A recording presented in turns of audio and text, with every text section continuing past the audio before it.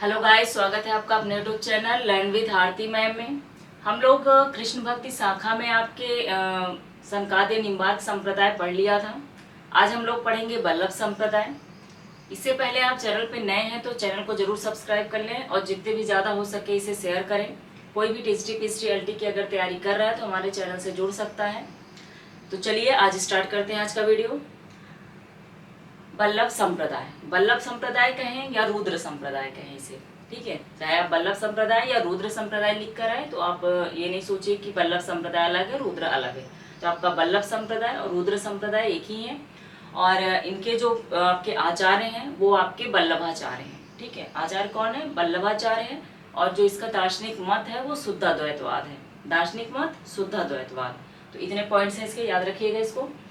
आगे बात करते हैं तो वल्लभाचार्य जो हैं वो आपके सिकंदर लोदी और बाबर के समकालीन थे। सिकंदर लोदी और बाबर के समकालीन थे आपके वल्लभाचार्य। वल्लभाचार्य के दो पुत्र थे, गोपीनाथ और विट्ठलनाथ। इनके दो पुत्र थे, गोपीनाथ और विट्ठलनाथ। और इनकी भक्ति की बात करें तो इनकी भक्ति जो थी वो पुष्ट मार्गी थी, ठीक है। इनकी भक्ति कैसी थी? तो पुष्ट मार्गी थी। और वल्लभाचार्य के अगर हम ग्रंथों की बात करें तो इनके ग्रंथ कौन कौन से थे? तो इनके ग्रंथ जो थे पूर्व मीमांसा, उत्तर मीमांसा, श्रीमद् भागवत का सूक्ष्म टीका तथा सुबोधनी टीका, तत्वोदीप निबंध, ये इनके 4 ग्रंथ थे। जिसमें से उत्तर मीमांसा को ब्रह्मसूत्र भाष्य भी कहा जाता है, या ये सबसे ज्यादा आपके अणुभाष्य के नाम से प्रसिद्ध है, ठीक है। उत्तर मीमांसा आपका अणुभाष्य के नाम से प्रसिद्ध है। और इनके शुद्ध अद्वैतवाद का जो प्रतिपादक है यही प्रधान दार्शनिक ग्रंथ है। और श्रीमद् भागवत का और ये हो गया आपका।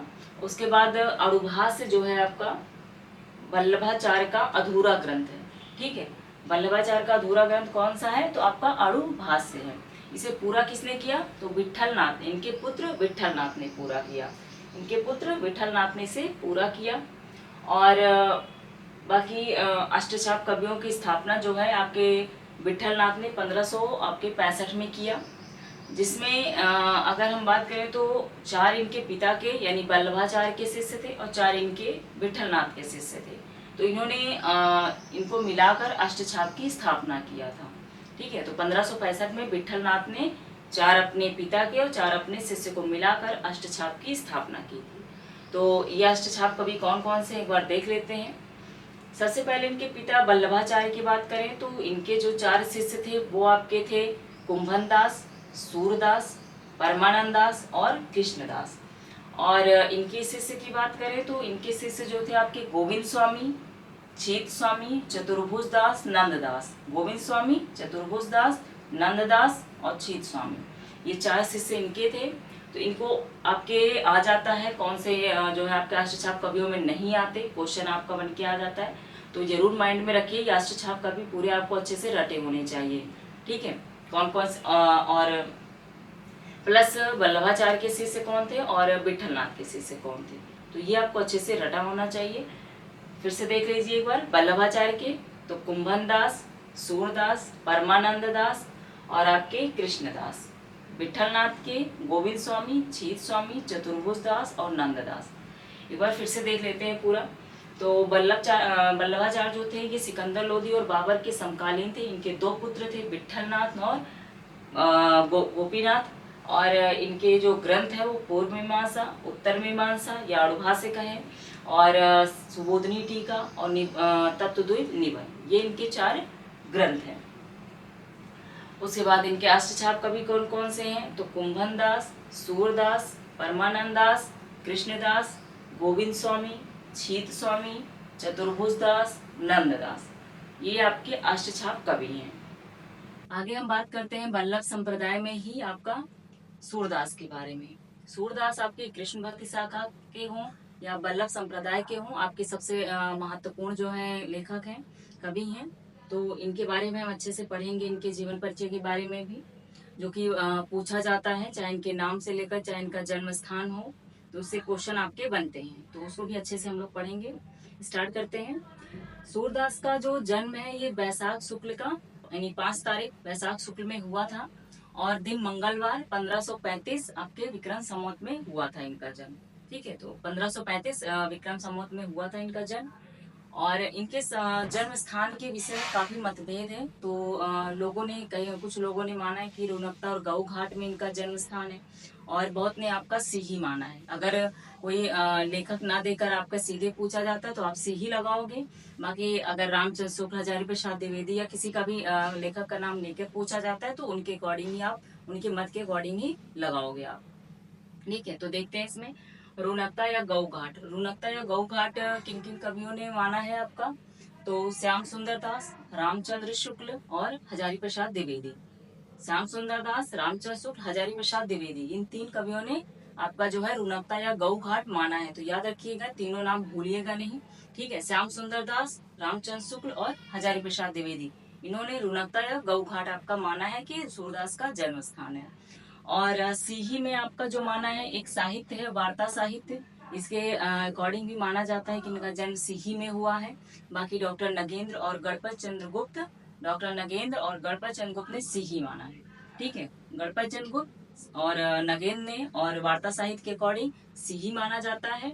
और आपके श्याम सुंदर दास, रामचंद्र शुक्ल, हजारी प्रसाद द्विवेदी ने आपका रोनकता या गऊ घाट माना है। और सूरदास द्वारा जो आपके रचित 25 ग्रंथ बताया जाता है कि इनके जो सूरदास ने लिखा है वो 25 जो है ग्रंथ लगभग लिखे हैं। लेकिन जिसमें से 3 ही आपके यहाँ उपलब्ध हैं। ठीक है, 3 ही आपके उपलब्ध हैं, सूर सागर, सूर सारावली और साहित्य लहरी। सूर सारावली में 1107 आपके छंद भी हैं। ठीक है, सूर सारावली में कितने छंद हैं? तो 1107। और सूर सागर, सूरदास जो कृत सूर सागर है, इसका जो उपजीव ग्रंथ है, ठीक है, उपजीव ग्रंथ पूछा जाए तो भागवत महापुराण का 10वां स्कंद है। भागवत महापुराण का, सूर सागर का भागवत महापुराण का 10वां स्कंद उपजीव ग्रंथ है इसका। और इसमें जो है आपके सूर सागर में ही 4936 आपके पद और 12 स्कंद हैं। ठीक है, 4936 पद हैं आपके और 12 स्कंद है सूर सागर में। और सूरदास ने जो है सूर सागर में 3 भ्रमर गीतों की योजना बनाई है। ठीक है, सूरदास ने सूर सागर में ही 3 भ्रमर गीतों की योजना बनाई है। और भ्रमर गीत हिंदी साहित्य में अगर कहें तो भ्रमर गीत जो काव्य परंपरा का प्रवर्तन आपके सूरदास ने ही किया है। ठीक है, भ्रमर गीत के जो परंपरा का जो काव्य में प्रवर्तन किया वो आपके सूरदास ने ही किया है। और भ्रमर गीत को उपालंब जो है आपका काव्य भी कहते हैं। भ्रमर गीत को उपालंब काव्य कहते हैं। रामचंद्र शुक्ल ने इसे ध्वनि काव्य माना है। ठीक है, रामचंद्र शुक्ल ने इसे ध्वनि काव्य माना है। भ्रमर गीत में आपके 700 पद हैं। भ्रमर गीत में 700 पद हैं। और साहित्य लहरी जो है आपका ये 1550 में सूरदास ने लिखा है। और इसमें जो है आपका अलंकार और नायिका जो है नायिका भेदों के उदाहरण प्रस्तुत करने के 118 दृष्टिगुण पद हैं। ठीक है, कितने पद हैं? तो 118। और अलंकार और नायिका भेदों के उदाहरण प्रस्तुत किए गए हैं इसमें। तो ये सूरदास के आपके सबसे इम्पोर्टेंट पॉइंट, इनका जन्म स्थान याद रखिएगा कि जन्म कहाँ हुआ है इनका। और इनका जो सन है 1535 है। बाकी इनके जो ग्रंथ हैं सूर सागर, सूर सारावली और साहित्य लय, इसके भी आपके थोड़ा सा डीपली भी क्वेश्चन पूछ लिया जाता है कि आपके सूर सागर का जो है जीव ग्रंथ क्या है। तो एक ही पॉइंट अच्छे से याद रखिएगा। आगे हम बात करते हैं सूरदास के ही विषय में। सूरदास की मृत्यु के समय जो है आपके विठलनाथ ने कहा था, पुष्टि मार्ग को जहाज जात हो, पुष्टि मार्ग को जहाज जात हो, जाय कछु लेनो होय सो लेनो, जाय कछु लेनो होय सो लेनो। ये लाइनें आपकी पूछी जाती हैं कि किसने लिखी है, तो आपके विठल दास ने लिखी है सूरदास की मृत्यु पर। ठीक है, और सूरदास को वात्सल रस का सम्राट कहा जाता है। ये कई बार पूछा जा चुका है कि वात्सल रस का सम्राट किसे कहा जाता है, तो आपका सूरदास को कहा जाता है। तो इतना आपको सूरदास के विषय में था, जो भी इनके विषय में है वो याद रखिएगा, चाहे इनके जन्म स्थान को लेकर हो, इनकी रचनाओं से रिलेटेड उनके जो है आपके फैक्ट अंदर भी पूछे जाते हैं, सूर सागर के विषय में हो। तो इतने पॉइंट्स जितने लिखाए गए हैं ये इम्पॉर्टेंट है, अच्छे से इनको लर्न कर लीजिएगा। उसके बाद हम पढ़ते हैं अन्य कवियों के बारे में भी, जो आपके जो है कृष्ण भक्त शाखा में, यानी आपके वल्लभ संप्रदाय में जो अन्य कवि दिए हुए हैं उनके विषय में भी हम पढ़ते हैं। अन्य कवि में जैसे आपके परमानंद दास हो गए। तो परमानंद दास ने जो है आपके वल्लभाचार्य से अरैला यानी कि प्रयाग में जो है दीक्षा ग्रहण किया था। ठीक है, जो है अरैला यानी प्रयाग में दीक्षा ग्रहण किया। और इनकी रचनाओं की बात करें तो इनकी जो रचना है वो परमानंद सागर जो है इनकी प्रमुख रचना है। कौन सी रचना? परमानंद सागर इनकी प्रमुख रचना है। और दान लीला, ध्रुव चरित इनकी अन्य रचनाएं भी हैं। दान लीला और ध्रुव चरित किसकी हैं? परमानंद सागर की। उसके बाद आगे हम बात करते हैं कृष्णदास की। तो कृष्णदास जो है ये कुणबी जाति के थे, ठीक है, कुणबी जाति के शूद्र थे। कृष्णदास कुणबी जाति के शूद्र थे और इनका जो प्रमुख ग्रंथ है वो जुगलमान चरित है। जुगलमान चरित, भ्रमर गीत और प्रेम तत्व निरूपण, 3 रचनाएं हैं इनकी। कौन कौन सी? जुगलमान चरित्र, भ्रमर गीत, प्रेम तत्व निरूपण, ठीक है, प्रेम तत्व निरूपण। और आगे हम बात करें तो छीत स्वामी के बारे में। छीत स्वामी जो थे ये बीरबल के पुरोहित थे, ठीक है, बीरबल के पुरोहित थे। और इनकी जो रचना है पदावली, इनकी रचना कौन सी है? पदावली। इसमें स्फुट पदों का संकलन किया गया है। चतुर्भुज दास के बारे में बात करें तो चतुर्भुज दास जो है ये अष्टछाप के प्रमुख कवि कुंभन दास के कनिष्ठ पुत्र थे। कुंभन दास के कनिष्ठ पुत्र थे चतुर्भुज दास। इनकी रचनाओं के बारे में बात करें तो इनके जो चतुर्भुज दास के स्फुट पदों का जो संकलन है वो संकलन किया है इन्होंने तो चतुर्भुज कीर्तन संग्रह में, चतुर्भुज कीर्तन संग्रह में। और कीर्तनावली दान लीला, कीर्तनावली दान लीला ये नाम से प्रकाशित हुई है, ठीक है। तो इस नाम से इनकी ये रचनाएं हैं। ये आपके ज़्यादा रचनाएं इसमें नहीं है, लेकिन जो रचनाएं हैं आप उन्हें एक बार अच्छे से लर्न कर लीजिएगा अन्य कवियों के बारे में। और आगे बात करते हैं तो आपके सूरदास के बाद अगर जो दूसरे कवि सबसे महत्वपूर्ण हैं तो वो आपके नंददास हैं, ठीक है। नंददास के बारे में अच्छे से हम पढ़ते हैं इनकी रचनाएं और इससे रिलेटेड क्वेश्चन काफ़ी ज़्यादा पूछे भी जाते हैं, तो देख लेते हैं एक बार। तो अष्टछाप के कवियों में, अष्टछाप के कवियों में नंददास का जो स्थान है, अष्टछाप के कवियों में नंददास का स्थान वो काव्य श्रेष्ठों और भाषा की प्रांजलता, भाषा की प्रांजलता में के बाद आपके सूरदास के बाद आता है, ठीक है। और इनके जो अगर हम प्रमुख ग्रंथ की बात करें तो इनके ग्रंथ कौन कौन से हैं, तो ग्रंथ भी अच्छे से लर्न कर लीजिएगा। इनके काफ़ी ग्रंथ 13 है, लेकिन जो है आपको अच्छे से लर्न हो जाने, तो अगर आपको ऑप्शन में भी आता है क्वेश्चन नहीं है नंददास का तो आप अच्छे से लगा सकते हो, ठीक है। तो एक बार देख लेते हैं। इनका सबसे प्रथम जो है अनेकार्थ मंजरी, मान मंजरी, अनेकार्थ मंजरी, मान मंजरी, सुदामा चरित्र, रस मंजरी, रूप मंजरी, विरह मंजरी और प्रेम बारा खड़ी, प्रेम बारा खड़ी, श्याम सगाई और रुक्मणी मंगल, श्याम सगाई, रुक्मणी मंगल और आपके भंवर गीत, रास पंचाध्यायी और सिद्धांत पंचाध्यायी और दशम स्कंद, रास पंचाध्यायी, सिद्धांत पंचाध्यायी और दशम स्कंद, ये इनकी रचनाएं हैं 13। अच्छे से इनको लर्न करिएगा। फिर से एक बार देख लेते हैं। अनेकार्थ मंजरी, मान मंजरी, सुदामा चरित, रस मंजरी और आपके रूप मंजरी, विरह मंजरी, प्रेम बारा खड़ी और इनकी श्याम सगाई और रुक्मणी मंगल और भंवर गीत, रास पंचाध्यायी, सिद्धांत पंचाध्यायी और उसके बाद इनकी सबसे लास्ट है दशम स्कंद भाषा।